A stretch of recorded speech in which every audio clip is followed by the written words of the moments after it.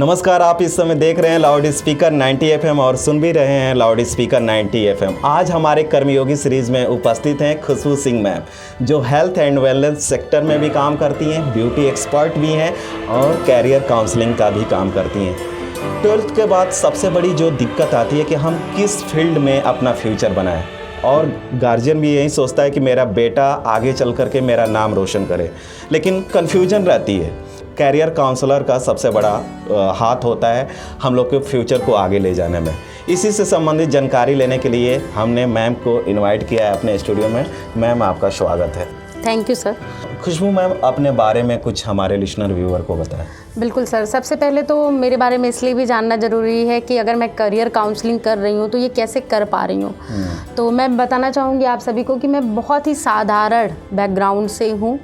मेरे पापा private job करते हैं। हम लोग यहीं गोरखपुर से ही बिलोंग करते हैं। गोरखपुर में ही मेरी जन्मभूमि है।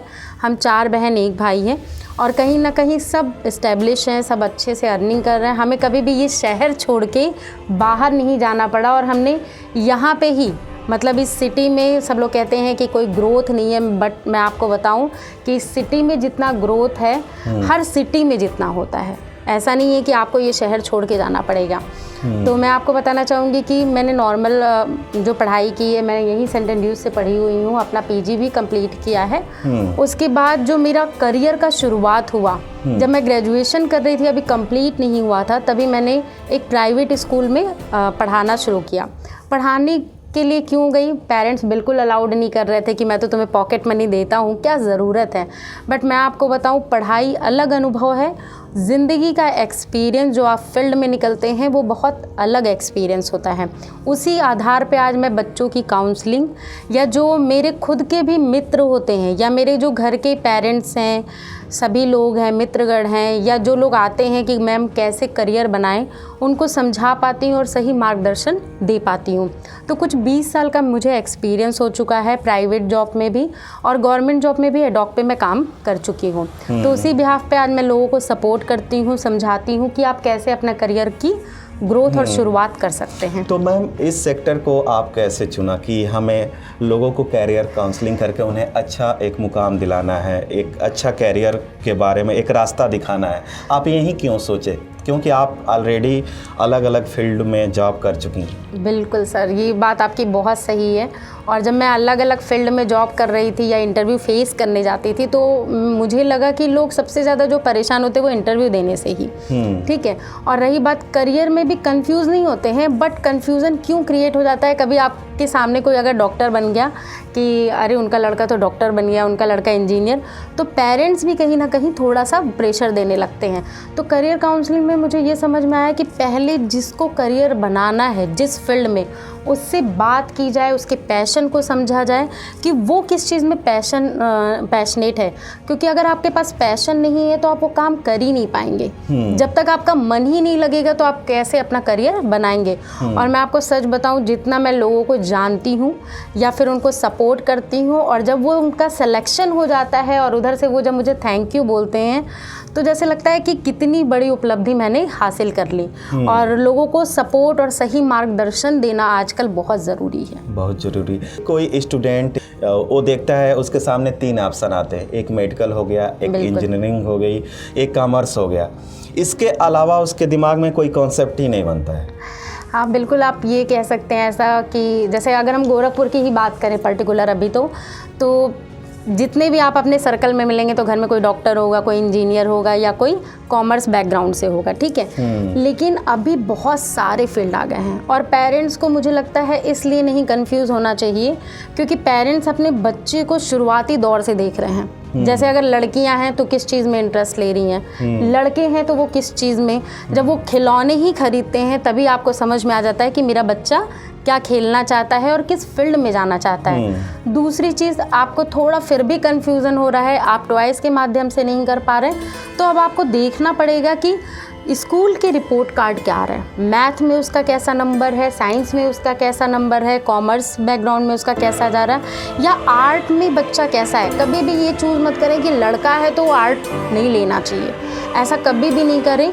उसको थोड़ा सा फ्रीडम दे। कई बार क्या होता है ना, जब आप प्रेशर देते हैं कि पेरेंट्स बोलते हैं ना, देखो बड़े पापा के अब बेटा डॉक्टर हो गया, इंजीनियर हो गया, तो तुम्हें भी ऐसा नहीं। कभी अगर आपने ऐसा कर दिया ना, तो अपने फील्ड में जो मास्टर होना चाहिए वो नहीं हो पाएगा।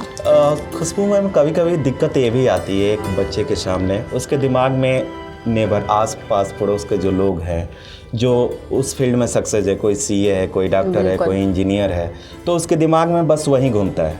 या घर में फैमिली मेम्बर में कोई ताऊ का लड़का बहुत सक्सेस है, या मामा फूआ चाचा का, तो पेरेंट्स भी कहते हैं देखो वो हम तुम्हारे मामा का लड़का इतना सक्सेस है, तो वो लोग करियर शुरू से डिसाइड कर देते हैं कि तुमको भी बड़े होकर इंजीनियर बनना है, डॉक्टर बनना है। लेकिन लड़का भी अब कंफ्यूज रहता है क्योंकि उसके पास भी कोई ऑप्शन नहीं है कि मैं क्या करूं। कई बार गार्जियन पूछते हैं कि बेटा क्या करना है, उसके पास भी कोई जवाब नहीं होता है। देखिए, मैं तो सबसे पहले आग्रह ही करना चाहूँगी यहाँ पेरेंट्स से कि बच्चों को पहले फ्रीडम दें कि वो अपना करियर खुद चूज़ करें। ऑलमोस्ट बच्चे कंफ्यूज हो जाते हैं, क्योंकि देखिए हम हर चीज़ की काउंसलिंग करवाते हैं, बट कभी करियर को लेके काउंसलिंग नहीं होती है, आप ये देखेंगे। और ये बहुत ज़्यादा इम्पॉर्टेंट है, उसकी रुचि किस में है। अगर जिस चीज़ में आपकी ही रुचि है तो वो आप ज़्यादा परफेक्ट कर पाएंगे, ठीक है। लेकिन पेरेंट्स भी अगर बोल रहे हैं कि इंजीनियर बनो, तो सपोज दैट आपने इंजीनियर बना दिया, 3 साल उसने अपने दे भी दिए, बट मार्क्स अच्छा नहीं आया, उसका सिलेक्शन नहीं अच्छा हुआ, उसका पैकेज अच्छा नहीं हुआ, तो वो बच्चा फ्रस्ट्रेशन में पूरी लाइफ को बिता देगा, ठीक है। लेकिन अगर उसने अपने अकॉर्डिंग वो चूज़ किया जिस फील्ड में वो मास्टर था और मास्टर हो सकता है, दूसरी चीज़ की मास्टर बन के बहुत सारे लोगों को ट्रेंड कर सकता है। जैसे अभी आपने मेकअप बोला ना, तो आप सपोज दैट मान लीजिए लड़कों को, जब लड़के मेकअप चूज़ करते हैं तो फैमिली को थोड़ा ऑड फील होता है, बट शायद नहीं करना चाहिए, मुझे ऐसा लगता है। क्योंकि अभी पहले फिल्म इंडस्ट्री में लोग जाते नहीं थे, बट अभी तो आप देखेंगे बहुत सारे पीवीआर खुल गए गोरखपुर में भी, तो उनके मेकअप्स कौन करेगा। और उनकी शायद आप पर डे की इनकम इंजीनियर से भी टैली नहीं कर सकते। मैं किसी उसको कंपेयर नहीं करूँगी, बट जो उनका पैशन है या उनका स्टाइल है रहने का, उनकी सोच का, उनके अकॉर्डिंग उनको जाने देना चाहिए, चाहे लड़के हों चाहे लड़कियां हों, क्योंकि वो अच्छी, और कोई भी ऐसा फील्ड नहीं है जहाँ पे आप अर्निंग नहीं कर सकते हैं, जहाँ पे आप ट्रेनर नहीं बन सकते हैं। सपोज दैट आप नहीं चाहते वो किसी का मेकअप करें, तो आप उसकी एकेडमी ओपन करवा सकते हैं, एज ए ट्रेनर वो काम कर सकता है। उसके बाद आप बहुत सारे फील्ड्स हैं, जैसे आर्ट्स में सिविल सर्विसेज तैयारी करते हैं, तो आपको देखना पड़ेगा, क्योंकि अगर आपने कभी भी प्रेशर दिया तो ये जान लीजिए आप अपना करियर तो ख़त्म कर चुके हैं, साथ ही साथ आप अपने बच्चों का करियर ख़त्म कर देंगे, और बच्चा ज़िंदगी भर फ्रस्ट्रेशन में रह जाएगा कि मुझे ये पसंद था और मैंने ये चूज़ क्यों कर लिया। बच्चा भी कंफ्यूज रहता है, उसे राइट डायरेक्शन नहीं पता होता है। एक एज के बाद जब जॉब करने लगता है तो उसको याद आता है यार मुझे जॉब नहीं करनी चाहिए थी। कि लोग करियर की ही काउंसलिंग नहीं करवाते, ठीक है। और ये बहुत इंपॉर्टेंट है। काउंसलिंग के लिए ये ज़रूरी नहीं है कि कोई परफेक्ट बंदा हो जो काउंसलिंग करे। पेरेंट्स खुद भी काउंसलिंग कर सकते हैं, बड़ा भाई हो वो काउंसलिंग कर सकता है, बड़ी सिस्टर हो वो काउंसलिंग कर सकती है। ये बहुत इंपॉर्टेंट है करियर की। जब बच्चा क्यों नहीं कंफ्यूज होगा, सपोज दैट दीदी डॉक्टर बन गई है, ठीक है, छोटा भाई जो है वो अलग सा टैलेंटेड है, कॉमर्स में उसका बहुत मन लगता है या सारी चीज़ें कर रहा है, मगर जो बीच वाला है वो दोनों से डल है, ठीक है। बट उसके ऊपर क्या है, एक तो बड़े बहन का है प्रेशर और एक छोटे भाई का प्रेशर है कि दोनों मास्टर है और मैं डल हूँ। बट मैं आपको बताऊँ कि ऐसी जब सिचुएशन हो तो आप उसकी करियर काउंसलिंग कीजिए, बच्चे से बैठिए, साथ में समझिए कि वो एक्चुअल में क्या करना चाहता है। क्योंकि अगर आप नहीं समझेंगे, आपने प्रेशर में कोई चीज़ दिला दिया, तो आगे जाके आपको बहुत परेशानी दिक्कतें होने वाली हैं, ठीक है। क्योंकि सबकी क्षमता अलग है, किसी की डॉक्टर बनने की, किसी की इंजीनियरिंग करने की। अल्बर्ट आइंस्टीन ने कहा था कि हम अगर फिश से, मछली से आशा करने लगे कि वो पेड़ पे चढ़े तो ताउम्र नहीं हो पाएगा। उसका जो स्किल है तैरने का, उसमें वो मास्टर हो सकता है। तो आपकी बात वो पूरा कर रहे हैं। यस सर, और ये बहुत इम्पोर्टेंट है, कभी अपने बच्चों को कंपेयर नहीं करें, ये बहुत इम्पोर्टेंट है।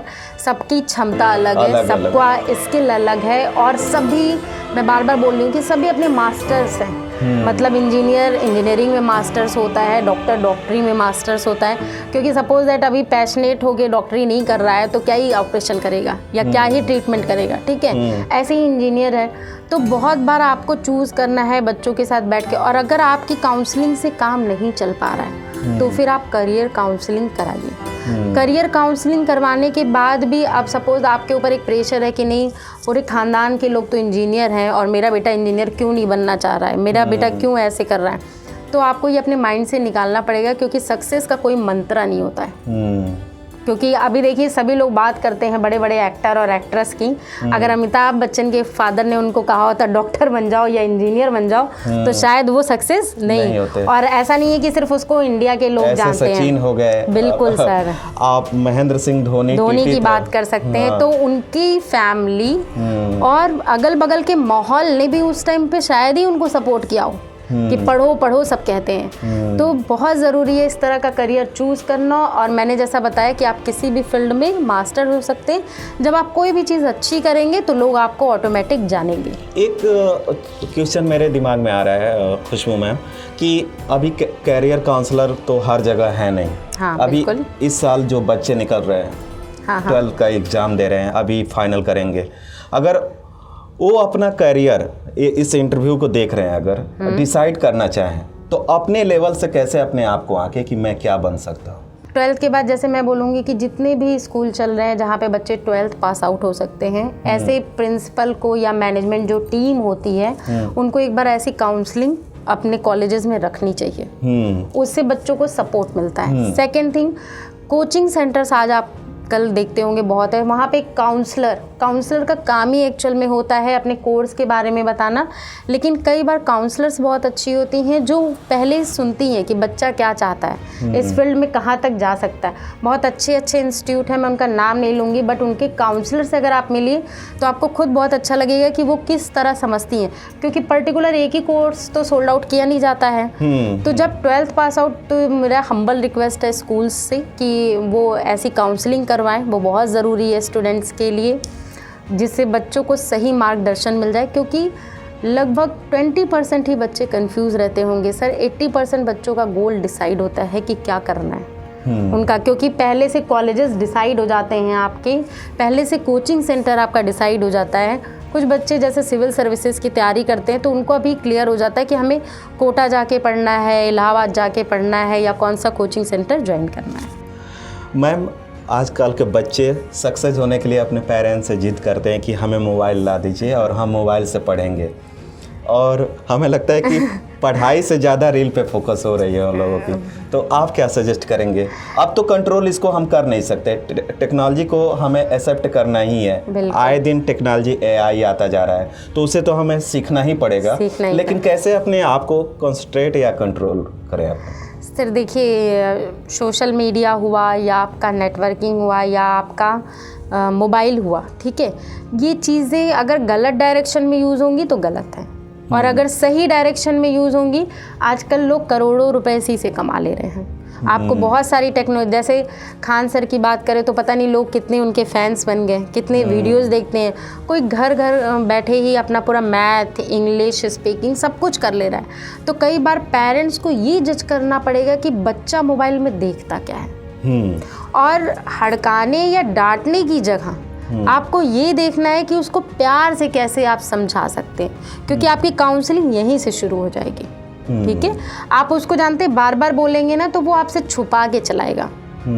और कभी भी कोई भी रिलेशन हो उसमें आपको ये देखना ज़रूरी है, ये बहुत इम्पॉर्टेंट है कि सामने वाले को आप किस तरह रखें कि वो अपनी मन की बातें आप तक कह दे, आपके सामने रख दे, ना कि वो बातें आपसे छुपाए। ये बहुत इम्पॉर्टेंट है। तो आपको देखना है कि आपका बच्चा किस तरीके से मोबाइल का यूज़, किस तरीके से लैपटॉप का यूज़, और डांटने की बजाय समझाने की कोशिश करें, और उसको खुद भी दें। आप खुद भी, जैसे आप सोच रहे हैं कि आप टीवी पे सास बहू का सीरियल देख रही हैं, या आप न्यूज़ देख रहे हैं, या आप क्रिकेट ही देख रहे हैं पूरे टाइम, और बच्चे को आप सोच रहे हैं कि पढ़ेगा, तो पॉसिबल नहीं है। आपको बच्चे के साथ थोड़ी देर बैठना पड़ेगा ही पड़ेगा।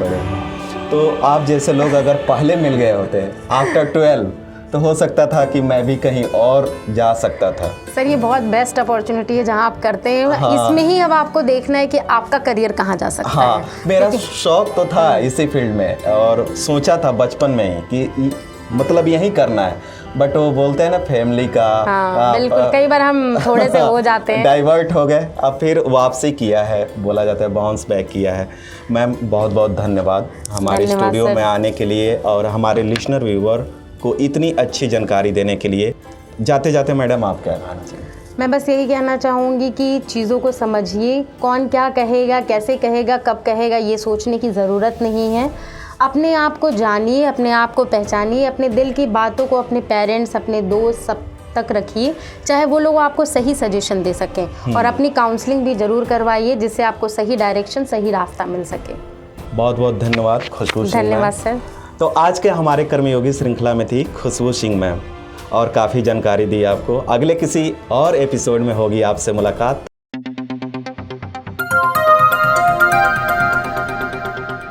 बजाओ जरा झूम के बजाओ, बजाओ बजाओ जरा झूम के बजाओ।